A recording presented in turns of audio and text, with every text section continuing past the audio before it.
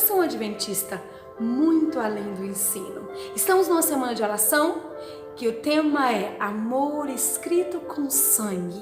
Ontem nós vimos o Senhor na cruz do Calvário e hoje nós vamos entender algo lindo que é sobre a sua ressurreição. Ele é as nossas primícias, as primícias dos que dormem. A você, aluninho do CAB, a você que ouve este vídeo nesse momento, feche os seus olhos, vamos orar. Querido Deus, amado Pai que estás nos céus, derrame sobre nós o Teu Espírito Santo. Senhor, nos faça entender a Tua palavra de uma forma gloriosa. Em nome de Jesus. Amém. Então Cristo fez a ceia com os seus discípulos e dessa ceia ele foi para o Getsemane tomar a decisão mais difícil da sua vida. E ali ele tomou a decisão e ele enfrentou a cruz do Calvário. Às 3 horas da tarde, o véu se rasga de cima a baixo e o Senhor entrega. E ele diz assim: Pai, em tuas mãos eu entrego o meu espírito. Mas antes disso, ele fez algo surpreendente, maravilhoso. Dele se pode esperar essas coisas lindas. Ele diz: Pai, perdoa-lhes, porque eles não sabem o que fazem.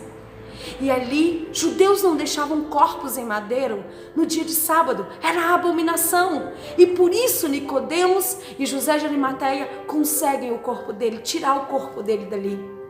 Pilatos entrega o corpo para eles.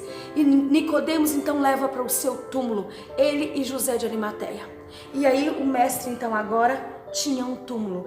E o nosso, por que Jesus não ressuscitou 3 e 1, 4 horas? Porque durante 1000 anos a profecia apontava que ele seria as primícias dos que dormem. Lembra de Levítico 23? Moed, festas, compromissos divinos. Páscoa, pães asmos e ele ali na sepultura. E agora ia se cumprir as primícias. As primícias dos que dormem é Jesus. Ele ressuscitou dentre os mortos, sendo a nossa primícia. E todas as festas se cumprem. E ali o Senhor estava naquele túmulo. E era alta hora. O céu, 33 anos sem ver Jesus. E agora o pai diz a Gabriel: Gabriel, vai e chame Jesus. Diga a Jesus: Jesus, teu pai te chama. E então vem Gabriel do alto. E quando vem Gabriel, a turba inteira, os soldados todos caem. Gabriel atira a pedra e ele diz para Jesus: Jesus, teu pai te chama. E Jesus então, ele ressuscita dentre os mortos. E agora Jesus é ali as primícias. E quando ele sai para fora, ele diz: eu sou a ressurreição, a verdade e a vida. Quando Jesus diz isso, lembra daqueles corpos que foram jogados para fora? Lá em Mateus 27, do 51 ao 53 fala isso. Na sexta-feira, quando houve a rachadura, corpos foram jogados para fora. E eles ficaram até aquele momento. Quem eram aqueles corpos? O molho das primícias, que Jesus iria subir. E na hora que ele diz: eu sou a ressurreição, a verdade e a vida, os corpos ganham vida. Eles entram em Jerusalém, eles falam com as pessoas. O céu inteiro esperando Jesus. Mas Jesus, ele espera por uma mulher. Ele espera pelas desse lado Maria, do outro lado Maria e Salomé, as outras Marias e Salomé. E ele espera. E quando ela chega no túmulo, ela vê aquele clarão, pois ele já tinha ressuscitado. E ela chega e procura. E os anjos ali dizem: por que procura entre os mortos? Quem vivo está? E ela sai: me diga onde colocaram o corpo dele. E ela sai e vê Jesus. Mas ela não reconhece Jesus. Ela acha que é o jardineiro. E ela fala para Jesus: o senhor sabe onde está o corpo dele? Ela estava chorando e não viu o rosto dele. E ele disse: mulher, por que choras? E ela não reconhece. E agora o mestre diz para ela: Maria. E ela olha e diz: Rabone. Ela quer tocar em Jesus. Jesus diz: não me toque, eu ainda não fui ao Pai. E Jesus diz: vá e fale aos outros. Fale também a Pedro. Por que Jesus diz fale também a Pedro? Lembra que Pedro tinha negado Jesus 3 vezes? Pedro estava triste. Jesus sabia o que as pessoas pensavam. E Pedro estava triste, angustiado. E Jesus queria confortar o seu amigo.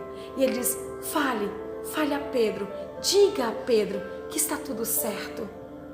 Que lindo nosso mestre, né? E ele vai ao céu com o molho das primícias.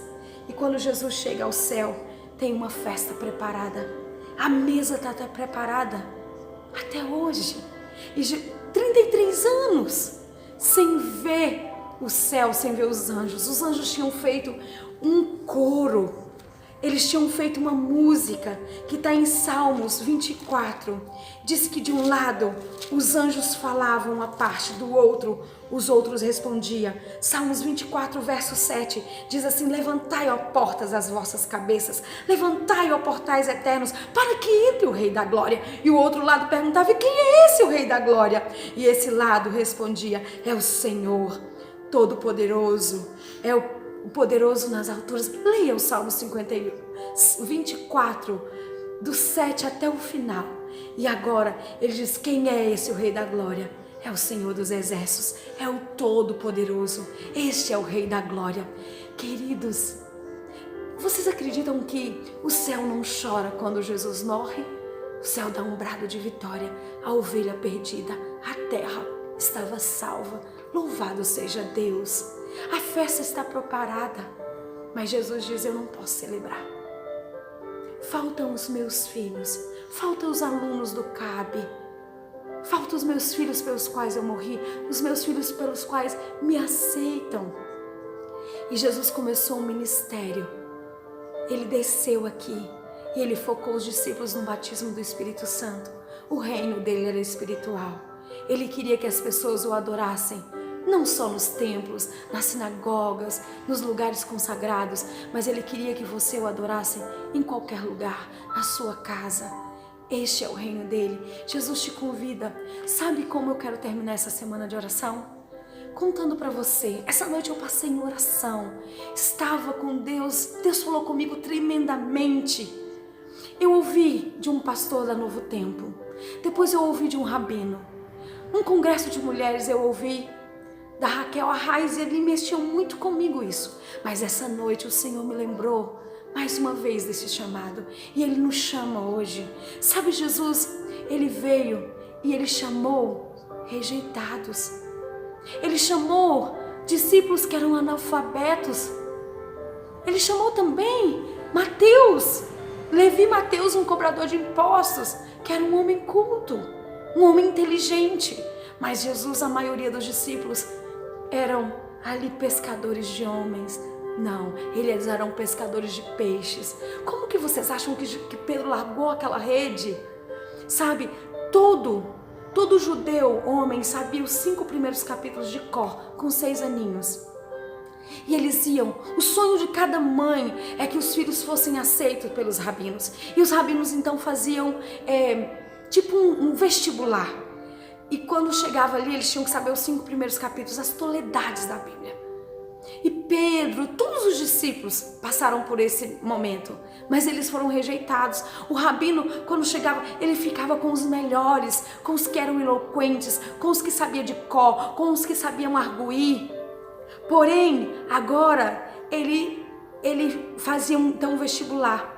E aqueles que não eram bons, ele dizia assim: o que seu pai é? Era só para os meninos. E ele dizia assim: ele é pescador, então vai pescar, porque você não pode ser como eu.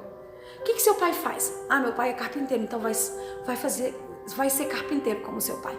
O que o seu pai faz? Sandália, então vai fazer sandália. O que seu pai faz? Tenda. E ele dizia: vá e siga a profissão do seu pai. Então todos os meninos que seguiam a profissão do pai é porque tinham sido rejeitados pelo rabino. Pedro e todos eles tinham rejeitados, mas eles sonhavam, os meninos sonhavam em ter um rabino. E agora os meninos que ficavam tinham que saber não só os 5 primeiros capítulos da Bíblia de cor, mas eles tinham que saber o Pentateuco, de Gênesis até Deuteronômio. E aí quando dava o tempo daqueles meninos gravarem, eles iam novamente para aquele vestibular. E o rabino sempre ficava com os melhores, porque você não só sabia de cor, mas você tinha que saber arguir, você tinha que ser eloquente. Então era tudo junto, ele só ficava com os melhores e fazia novamente aquele vestibular. E para aqueles que não passavam, o rabino dizia: o que o seu pai é? Pescador, então vai pescar. O que seu pai faz? E ele ia falando as profissões: vai pescar, porque você não pode ser como eu. E agora os que ficavam, era um grupo mais seleto, e agora eles precisavam saber a Bíblia inteira, de Gênesis até Matusalém.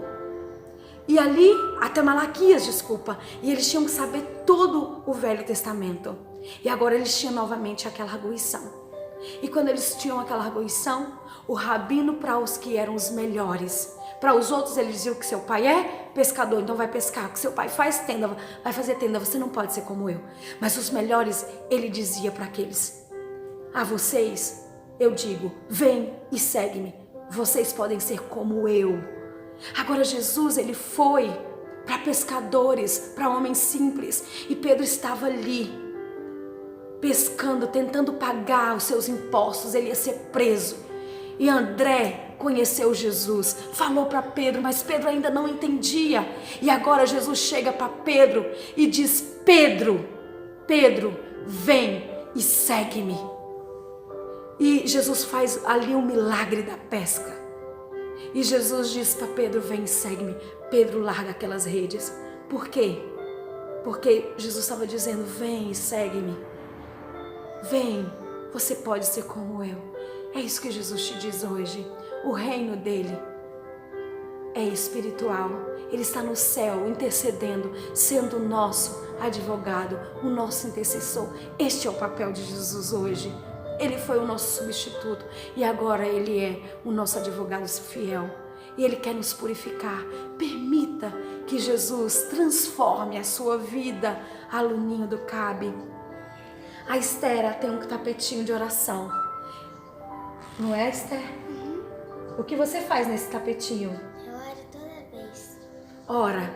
E ela ora nesse tapetinho, porque ela diz: Senhor, o Senhor foi o meu cordeirinho que deu o seu sangue por mim, e eu quero a vida eterna.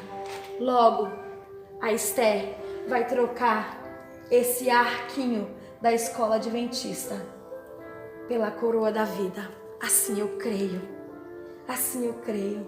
Jesus tem um plano, o plano da salvação, a história da redenção. Este é um livro mudo. Fale para mim, Esther.